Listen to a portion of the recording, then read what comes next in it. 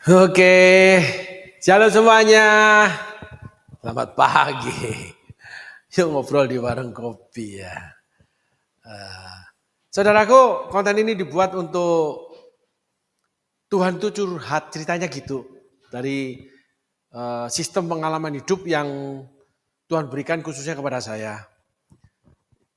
Ini adalah konten di mana pengalaman hidup, apa yang dilihat, apa yang didengar, apa yang dialami, itu disampaikan dengan terkait dengan Injil, saudaraku. Tapi sekali lagi bahwa setiap orang punya pandangan sendiri, setiap orang punya keyakinan sendiri, setiap orang punya hak untuk memutuskan kebenaran itu sendiri. Sehingga kita tidak membutuhkan polemik, saudaraku. Kalau tidak diterima ya nggak apa-apa, diterima itu ya baik.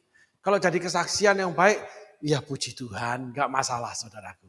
Ya, nah kita mulai lagi di ayat ke-3. Setelah kita mencapai ayat 5, lalu kita kembali lagi sampai ayat 2, di mana Roh Allah melayang-layang, yang di mana itu Tuhan mencari kesungguhan hati. Ya, nah sekarang kita ke ayat ke-3, saudaraku. Betapa kayanya firman Tuhan itu, saudaraku ya. Kita boleh bisa bahas dari segala sudut, segala aspek. Tetapi itu tuh membangun kehidupan di dalam kebenaran. Bukan untuk yang hal-hal yang tidak baik, saudaraku. Silakan ditampilkan ayatnya. Berfirmanlah Allah, jadilah terang, lalu terang itu jadi. Nah, matahari jadi. Ayat keempat. Allah melihat bahwa terang itu baik, lalu dipisahkanlah terang itu dari gelap. Kita kembali ke ayat ketiga. Berfirman Allah, jadilah terang, lalu terang itu jadi. Setelah Roh Allah melayang-layang, berfirman Allah, maka terang itu jadi. Ya, jadilah terang, terang itu jadi. Tiba-tiba kehidupan kita dimenangkan oleh Tuhan. Tiba-tiba bisnis kita dimenangkan oleh Tuhan, tiba-tiba pelayanan kita dimenangkan oleh Tuhan, keluarga kita dimenangkan oleh Tuhan. Semua itu tiba-tiba. Karena Allah itu punya rancangan, saudaraku. Nah, kita harus ingat bahwa bukan kita yang memilih Tuhan, tapi Tuhan memilih kita. Sebelum dunia dijadikan, Tuhan sudah merancangkan memanggil Paulus termasuk kita semua. Sehingga rancangan Tuhan itu ditulis di Yeremia, rancangan damai sejahtera, bukan rancangan kecelakaan. Tapi kenapa kok banyak kecelakaan terjadi dalam hidup anak-anak Tuhan?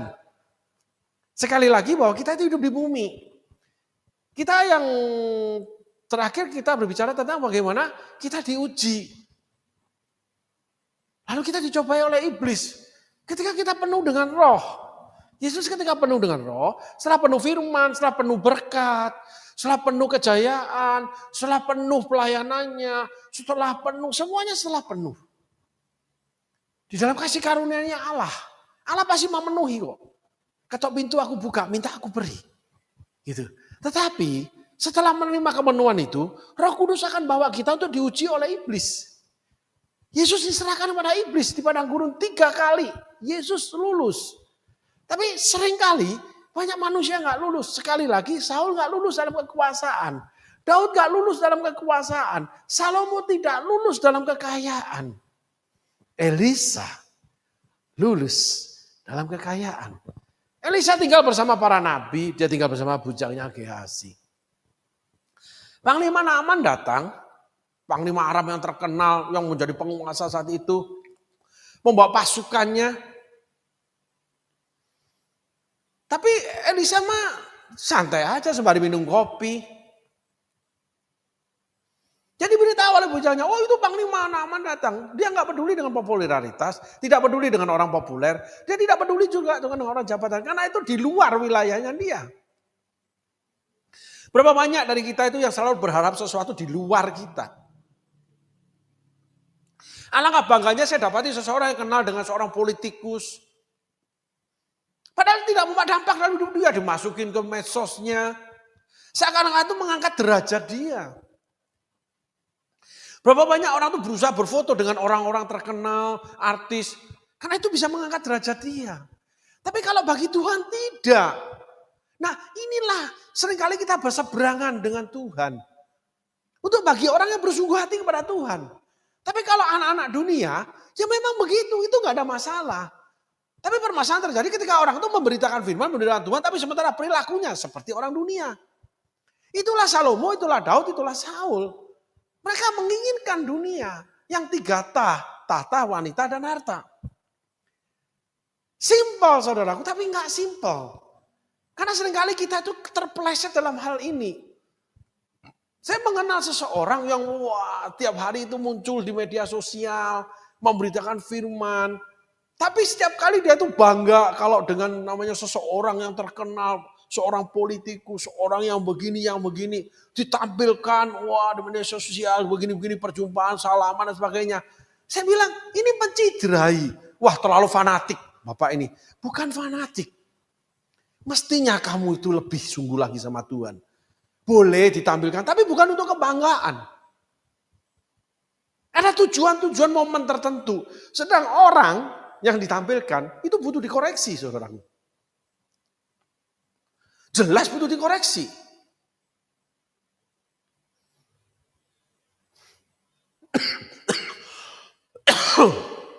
Maaf saudaraku. Hidup perkawinannya kacau balau. Karena famous aja. Bicara tentang Tuhan. Dan tidak ada dampak. Kecuali kita tampilkan orang itu bertobat. Orang itu terjadi pemulihan dalam keluarga. Enggak.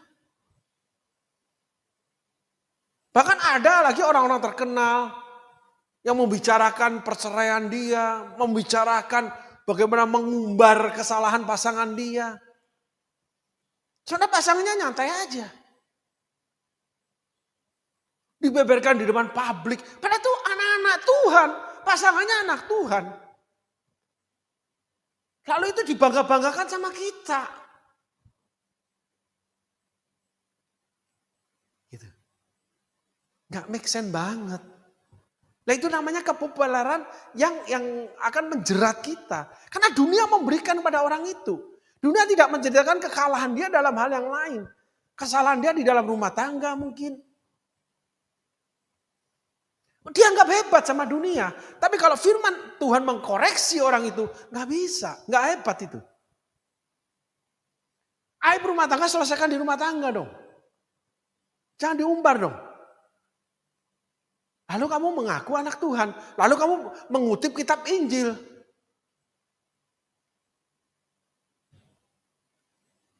Apakah itu yang dikehendaki Tuhan? Nah inilah bayangan gelap itu saudaraku. Inilah kelemahan itu. Di mana kita harus sadar lalu diperbaiki. Nah kalau aibnya pasangan diumbar di umum, apalagi media sosial, anak kan lihat. Anak nggak ikut rumah tangga, anak hasil rumah tangga, anak nggak ikut melakukan aib, anak tidak ikut bertengkar, anak menanggung aib. Dia malu pasti. Punya orang tua yang melakukan kesalahan. Dia malu pasti dengan kerusakan rumah tangga orang tuanya. Dan setiap orang kan famous. Memandang dia, anaknya itu pasti terbesit. Oh yang itu ya. Dengan story-nya dia. Oh ternyata mamamu gini ya. Ternyata papamu begini. Gitu saudaraku. Ini adalah koreksi buat kita semua. Jadi anak Tuhan pun yang berbuat kesalahan. Walaupun dia hebat. Kita gak perlu bangga. Justru kita harus mengingatkan dia. Apalagi kita sebagai pemberita-pemberita firman. Kita memakai alas-alas firman Tuhan. Kita memakai nama Tuhan. Selalu menyebut nama Tuhan. Tapi ini balik itu. Kita melakukan hal-hal yang perkeliruan saudaraku. Tidak ada kebanggaan. Bahkan kita harus mengingatkan orang itu. Ya kesalahan tetap berjalan. Bukan menghakimi. Tapi gak bisa. Gitu. Mengumbar aib keluarga itu gak bisa saudaraku. Nah ini penting. Ya saudara ya. Nah ketika Allah berfirman terang itu jadilah terang. Terang itu berdiri sendiri. Terang itu tidak menghakimi. Terang itu cuma menerangi kamu. Sehingga kamu bisa lihat telanjang kamu di hadapan Tuhan. Di hadapan terang itu. Yesus mengatakan bukan aku yang menghakimi kamu saat ini. Firmanku yang akan menghakimi kamu. Perbuatan kita selaras enggak dengan firman, itu lebih penting saudaraku. Daripada kita mencocok-cocokkan diri dengan ketenaran. Apalagi dengan orang tertenar. Sehingga pribadi orang ini tidak menarik banget gitu loh. Sok-sok gaya aja nampil di dunia media sosial. Gandeng-gandeng orang terkenal. Padahal orang terkenal itu tidak bisa untuk mempermuliakan Injil. Hidupnya tidak mempermuliakan Injil sama sekali. Enggak saudara. Kalah dia dalam kehidupan. Karena dia tidak selaras dengan Injil. Nah itu membuat kita bangga. Ya salah lah.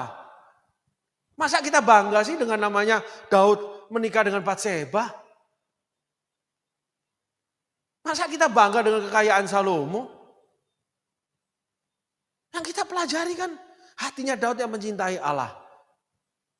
Yang kita pelajari kesalahan Salomo mengumbar kesenangan. Tapi Salomo bertobat. Kita pelajari dalam mengumbar kesenangan akhirnya Salomo berbalik. Tapi akhirnya kerajaan itu dipecahkan sama Tuhan. Ada banyak hal kita harus pelajari. Alkitab mencatat bukan hanya keindahan. Termasuk keburukan saudaraku. Tidak mencatat hanya kebenaran. Mencatat juga dosa. Semuanya harus kita pelajari saudaraku. Karena terang itu datang. Yang akan menerangi kita. Jadi ketika kita dipenuhi Roh Kudus. Diberkati Tuhan. Dipakai Tuhan. Apapun yang baik. Yang mendatangi hidup kita oleh karena Tuhan. Oleh karena kita datang sama Tuhan. Oleh karena doa kita. Itu kita akan mengalami kesesakan. Kita akan mengalami kelonggaran. Karena nanti ayat 5 terang dan gelap dipisahkan. Dan itulah siklus hidup. Cycle-nya. Dan itu lifestyle-nya orang percaya. Sehingga ketika sesak ya kita tahan aja berhimpitan dengan sesak. Tahu Allah tidak pernah meninggalkan kita. Tahu Allah akan mencukupkan kebutuhan kita. Tahu Allah akan membuka jalan. Gitu. Tapi siapakah yang mau melihat kegelapan dengan meneranginya? Bukannya diumbar-umbar dengan bangga, malah mestinya dinasehati. Salah loh waktu itu loh kamu. Gak boleh kamu mengumbar-umbar aib pasanganmu itu. Aku gak bicara menghakimi perceraianmu. Tapi kamu mengumbar aib di media sosial. Sampai orang tahu namanya pertemuan apa gini memakai menyelidiki begini-begini kamu umbar. Itu enggak baik. Enggak baik. Apapun.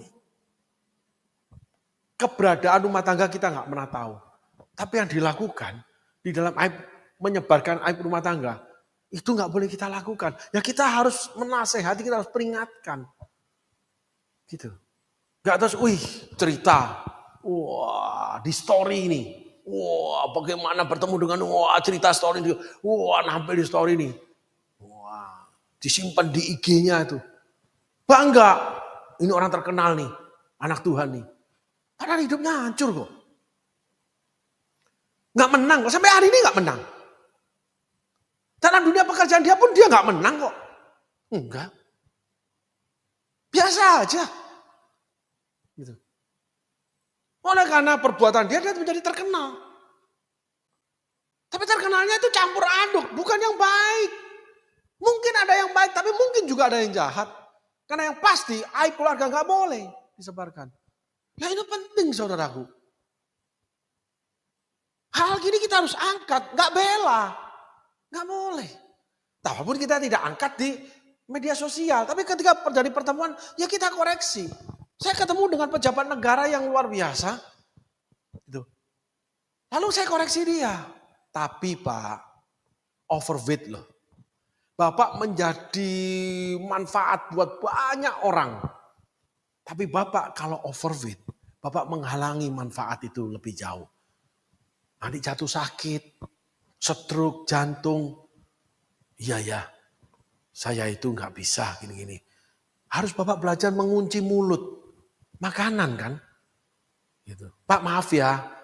Karena kita bertemu baik. Saya berbicara. Oh saya tahu maksudnya baik. Anda itu maksudnya baik. Cuman itu aja saya lihat Bapak ini. Karena ya saya sudah melakukannya. Saya tidak overweight. Saya jaga makan, jaga segala. Usianya lebih muda dari saya. Gitu. Saya 19 tahun, dia 17 tahun saudaraku. Dia usianya lebih muda, saudaraku. Ketika pernah bilang, saya pikir kamu usianya, ya, enggak Pak, usia saya segini. Koreksi. Teman cuman selintas, saya koreksi. Gitu. Dan saya bicarakan. Nah, salah satu hal yang baik yang Allah kerjakan, yang harus kita kerjakan, kita mengkoreksi orang lain. Semua hebat dilakukan orang itu, tapi hal ini tidak hebat loh. Kalau kena stroke gimana? Kalau kena jantung gimana? Oh, saya itu merokok loh. Saya sehari bisa 4 bungkus. Nah itu Pak. Cuma satu, pernah general check up enggak? Paru-paru pernah difoto enggak? Enggak mau saya. Nah itu. Menumpuk racun, menumpuk yang namanya masalah di dalam organ tubuh. Invalid, habis Bapak tidak bisa menjadi manfaat lagi. Apa yang Bapak perbuat nggak bisa Bapak perbuat lagi. Menghalangi Bapak jadi manfaat. Karena Bapak ingin jadi manfaat kan. Karena pembicaraan itu seperti itu kita terarahnya. Karena ketika saya bilang saya pendeta. Oh iya, beliau pejabat negara di bidang hukum. Lalu kami berdialog, berkomunikasi, ngobrol ringan, berceritakan masing-masing, lalu dia bercerita, lalu saya gali. Apa sih Pak kesaksian hidupmu untuk ini, pengalaman jalan hidupmu begini. Nah, semuanya baik. Sehingga sampai dia duduk di kelas ekonomi, tidak mau di bisnis. Baik. Dia ingat pengadilannya Allah, gitu. Baik. Setelah itu saya angkat tentang bahwa tubuhnya tidak dia pelihara dengan baik. Dan dia senang. Bukan senangnya saudaraku. Karena Alkitab mengajar kita itu. Karena kita menjadi terang, kita menerangi nih. Overweight-nya kamu nih. Aku menerangi nih, paru-parumu pernah gak difoto? 4 bungkus sehari.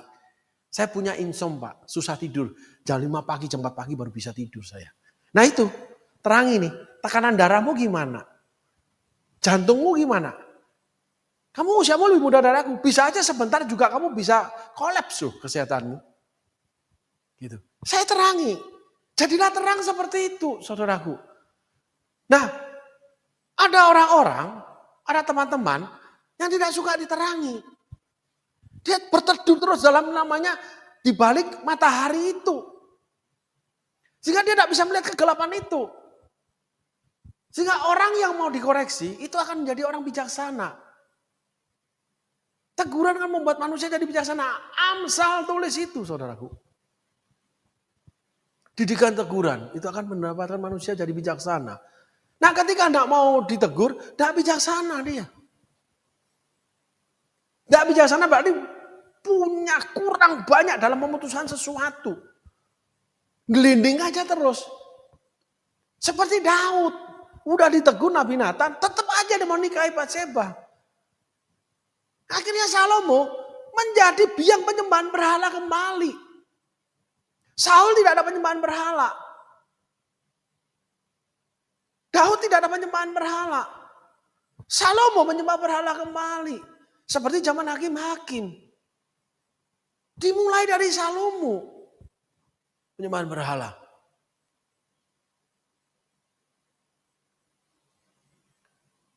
Nah, dosa akan berkembang. Melahirkan dosa. Kelemahan akan berkembang. Pohon itu makin tinggi. Ya, kalau diumpamakan pohon, itu makin menutupi matahari. Coba saudara di Amazon. Wah, pohon-pohon lebat tinggi-tinggi itu. Di bawah itu tidak ada matahari. Dan udaranya itu lembab. Sangat lembab. Basah. Sehingga banyak sekali yang namanya sumber-sumber penyakit yang membuat manusia tidak bisa hidup. Kalau hewan bisa hidup. Spora, bakteri apa enggak masalah. Itulah kenapa manusia kalau memakan, meminum, segala sesuatu masuk ke dalam tubuhnya. Itu harus direbus lebih dulu, dimasak lebih dulu, digoreng dulu atau dibakar lebih dulu. Membunuh segala macam penyakit yang ada menyertai makanan itu. Termasuk darah dan sebagainya. Bahkan darah tidak boleh dimakan, saudaraku. Keputusan Petrus itu. Allah yang memberikan itu. Gitu. Tapi kita nggak ke sana ya, kita tetap bicara kehidupan. Sehingga ketika terang itu jadi, saudara akan dikoreksi oleh terang. Nah ketika saudara berteduh semakin lama, pohon semakin teduh saudara. Semakin basah, udah tidak cocok buat manusia saudara. Nggak cocok. Saudara berteduh di balik kekayaan saudara. Saudara berteduh di balik famous saudara. Saudara berteduh di balik yang namanya pemakaian Tuhan. Saudara nggak mau dikoreksi. Nggak mau diterangi saudaraku. Itu penting. Ada gereja-gereja yang malah berbicara, Pak kami butuh dikoreksi. Sampaikan apa yang Allah ingin sampaikan. Bu, kami butuh dikoreksi. Sampaikan apa yang Allah ingin sampaikan pada ibu. Ketika menggunakan pembicara-pembicara yang memang dipakai di bagian menerangi kegelapan itu. Dan pembicara, sang pengkoreksi yang dipakai Allah, nggak bisa meniadakan kegelapan itu, nggak bisa. Dia cuma bicara. Jadi jangan marah, jangan kesal hati, jangan sakit hati. Salah. Karena pembicara itu nggak bisa meniadakan kegelapan itu. Yang bisa meniadakan kegelapan itu yaitu orang yang dikoreksi harus keluar dari tempat perteduhan dia. Yaitu yang salah itu. Dia harus keluar dari sana. Saya membicara cuma untuk menerangi aja. Menyatakan terang itu, saudaraku. Nah hari ini kita belajar. Bahwa Allah berfirman terang itu jadi setelah kita bersungguh hati. Lalu kita bicara juga tentang kepompong. Rela kita buat kepompong dan air liur kita. Membatasi diri, menjaga diri. Menghormati firman Tuhan, melakukan firman Tuhan dan sebagainya. Nah di tengah jalan gak boleh kita berontak. Begitu berontak keluar dari kepompong belum waktunya. Mati ulat itu. Rusak dia. Rusak. Lebih baik kamu jangan mengenal kebenaran itu daripada kamu mengenalnya. Lalu kamu berbalik dari kebenaran itu. Maka kamu akan jauh lebih buruk keadaanmu. Perjanjian baru tulis itu. Lebih baik kamu gak kenal kebenaran. Jadi kalau udah masuk kepompong, masuk, tunggu. Mau keluar capung atau namanya kubu-kubu, udah terserah Tuhan aja deh. Ya udah, nggak apa-apa, legowo aja. Seperti Daud, legowo aja. Tapi jangan keluar tengah jalan seperti Saul, nggak bisa. Berbelok seperti Bileam, nabinya Tuhan, hancur. Sampai mati Bileam itu hancur. Saul sampai mati hancur. Yudas berbelok dengan keuangan itu sampai mati hancur. Nah itu yang harus kita takutin. Di tengah jalan. Demikian juga orang yang tidak mau diproses. Juga hancur. Tidak ada pilihan lain saudaraku. Akulah jalan, akulah kebenaran, akulah hidup. Aku itu ya jalannya dia. Kamu harus jalan itu. Baru kamu hidup. Kamu harus jalan itu baru kamu benar. Karena aku hidup kebenaran dan jalan itu saling satu sudah. Ini masalahnya. Jadi nggak bisa kita mempertenangkan firman. Gak bisa kita menghindar firman. Gak bisa apalagi melawan firman. Hancur. Ada pengalaman ceritakan seseorang yang awalnya sungguh-sungguh sama Tuhan luar biasa bergelora. Sampai namanya pergi ke pedalaman. Yang awalnya naik kendaraan, naik motor. Akhirnya motor yang naik dia. Tanah berlumpur, dia harus dorong gendong motor itu saudaraku. Gak bisa dinaikin. Ada yang pakai perahu sampai dia harus gotong perahu itu karena air sungai kering. Harus ada yang tidur di atas pohon. Harus ada yang dikasih minyak apa supaya gak digigit nyamuk di hutan. Tapi akhirnya melenceng. Karena aturan yang namanya koreksi. Karena mereka terpikat. Karena buah itu menarik. Setelah penuh. Seperti Yesus penuh dengan roh. Dibawa ke padang gurun, dicobai. Menjadi sempit. Bertemu dengan iblis. Wah terus bergulat dengan firman. Tapi Yesus menang. Ini penting saudaraku. Sehingga saudaraku hari ini kita belajar. Ketika terang itu datang. Lalu kita dipenuhi sama Tuhan dalam segala hal. Kita akan menghadapi lagi padang gurun. Raja Wali itu akan masuk pada sesi 2 hidupnya. Sampai akhirnya Paulus mengatakan, aku sudah mengakhiri pertandingan iman dengan benar. Petrus pun mengatakan, aku sebentar lagi meninggalkan kemah tubuh ini. Sehingga kemah aja. Yang di dalam kemah ini tidak aku bawa kemana-mana. Apa yang kamu hasilkan di bumi tidak akan dibawa kemana-mana. Firman Allah yang kamu lakukan di bumi itu yang tercatat di kitab kehidupan di hadapan Bapa di surga. Karena kita akan diadili dengan itu. Apakah namamu tercantum? Apa yang kamu lakukan itu tercantum? Atau tidak? Bukan pelayanan, bukan harta. Tapi yang kamu lakukan bagi kemuliaan Tuhan. Itu bukan slogan, saudaraku. Karena kita semua akan menghadapi pengadilan Kristus. Dan setiap orang akan menerima pengadilan, dihakimi menurut perbuatan yang dia lakukan di bumi. Itu tercatat di Alkitab, kita tidak bisa hindar. Sehingga kita nggak boleh seenak sewenang-wenang hidup di bumi. Sangat mengerikan, saudaraku. Karena nanti kita di sana, kita nggak ada yang tahu loh. Karena nanti pergi ke sana itu one way ticket. Ada yang two way, itu kasih karunia Tuhan, dikembalikan lagi. Melihat ke surga, Robert Liarden, Benny Hinn ketemu Tuhan, suruh balik lagi. Banyak hal. Tapi nggak semua kan. Nggak semua orang dibangkitkan kan, seperti Lazarus. Nggak semua Yesus bilang, aku mau tidur di rumahmu, seperti Sakius. Nggak semua. Tapi semua harus berjalan menuju ke namanya pengadilan Kristus. Karena kita di jalan kebenaran. Maka memulai hidup. Nah di sana kita akan diadili seturut perbuatan kita. Sehingga yang kamu lakukan di bumi, dari perbuatanmu sendiri, karaktermu sendiri, seenakmu sendiri, nggak tercatat di surga. Tapi kamu akan dihakimi. Nah itu yang dihakimi, itu yang kita harus garis bawahi. Takutlah akan Tuhan, Salomo katakan, itu namanya pengadilan Kristus yang harus hadapi. Maka dia takut. Dan dia tulis di Alkitab itu. Pekerjaan Allah tidak bisa diselami oleh anak manusia dari awal sampai akhir. Dan Allah akan mengadili kita. Nah, hari ini kita belajar, saudaraku. Terang itu datang. Tapi terang itu ingat loh, saudaraku. Membawa kepenuhan buat kita. Kita datang sama Tuhan, kita dimenangkan Tuhan, dipilih, dipanggil, kita diberkati, kita datang sama Tuhan, dan sebagainya. Kita pasti dipenuhi. Ada yang dipenuhi dengan harta, ada yang dipenuhi dengan ketenaran, ada yang dipenuhi dengan karunia-karunia, ada yang dipanggil melayani, ada yang menjadi pengusaha, ada yang menjadi pasutri, ada yang begini, semua Tuhan kerjakan yang sama. Tetapi akhirnya perjalanannya tidak sama. Kecepatan perjalanan. Tetapi kita harus menuju tujuan yang sama. Pengadilan Kristus. Sehingga saudaraku jangan sampai seperti tercatat di Alkitab. Ketika Tuhan mengundang pada pesta, saudaraku tidak mau. Tapi akhirnya saudara mau. Tapi pintu sudah tertutup. Tidak ada bagian kita. Itulah Saul, itulah Yudas. Saya nggak tahu kenapa Tuhan bertalu-talu. Belakangan waktu-waktu ini selalu Tuhan sertakan kesaksian Saul dan Yudas. Tidak ada kesempatan lagi mereka dapat bagian kerajaan Allah. Sehingga pengadilan Kristus akan berlaku hidup kita. Kambing dengan domba dipisahkan. Bapak Abraham dengan namanya Lazarus, dengan orang kaya.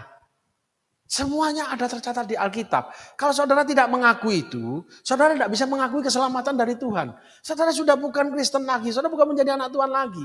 Saudara tidak bisa ambil keselamatan Yesus mati kayu salib, saudara tidak mengakui perkataan Tuhan yang lain. Nggak bisa. Semuanya sama dari Tuhan. Nah hal gini yang menyesatkan kita. Karena kita akan menghadapi ujian dan cobaan itu. Namun yang membuat kita akhirnya menghadapi pengadilan itu kita mendapatkan hukuman. Akibat perbuatan kita atau sampai masuk neraka. Itu karena kita terpikat. Karena menarik. Menjadi orang terkenal menarik. Bercerai mendapatkan orang baru menarik. Menjadi kaya itu menarik. Tapi bagaimana memperoleh keterkenalan? Bagaimana memasuki pernikahan? Bagaimana kita memperoleh kekayaan? Pertanyaannya kerajaan surga enggak? Kerajaan Allah enggak?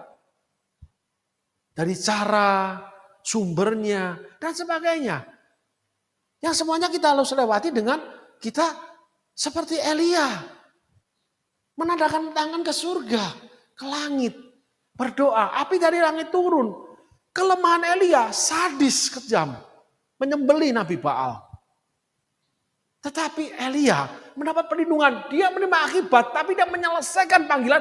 Diberikan lagi panggilan yang kedua, 3. Pelayanan dia. Yang terakhir dia memuridkan Elisa. Elisa membuat mujizat 2 kali lipat. Elia 6 kali, Elisa 12 kali. Elia bekerja sendiri, Elisa bersama para nabi. Nah, inilah yang terjadi, saudara. Sampai Elisa juga menghadapi namanya Panglima Aram, Naaman, saudaraku. Bagaimana Elia dijemput. Dalam kelemahannya Elia dijemput loh. Tetapi tidak di dalam kelemahannya, ketika koreksi datang, tetap jalan nih Saul. Daud tetap jalan dengan Batseba nih. Yudas tetap melakukan pencurian uang kas. Sehingga iblis merasuki Yudas. Saul diganggu oleh roh jahat. Coba saudara pelajari itu. Nah, hal-hal itu yang menghancurkan orang-orang percaya anak Tuhan. Yang dimana kita sudah belajar bahwa kesungguhan hati kita mengikuti itu akan diuji. Ketika terang itu datang, saudaraku. Dimana kita akan mengalami yang namanya Roh Kudus sendiri.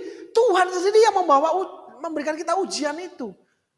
Untuk dicobai oleh iblis, diserahkan kita. Yesus diserahkan di bawah padang gurun dari iblis. Gitu. Dicobai kekuasaannya, dicobai kekayaan dunia.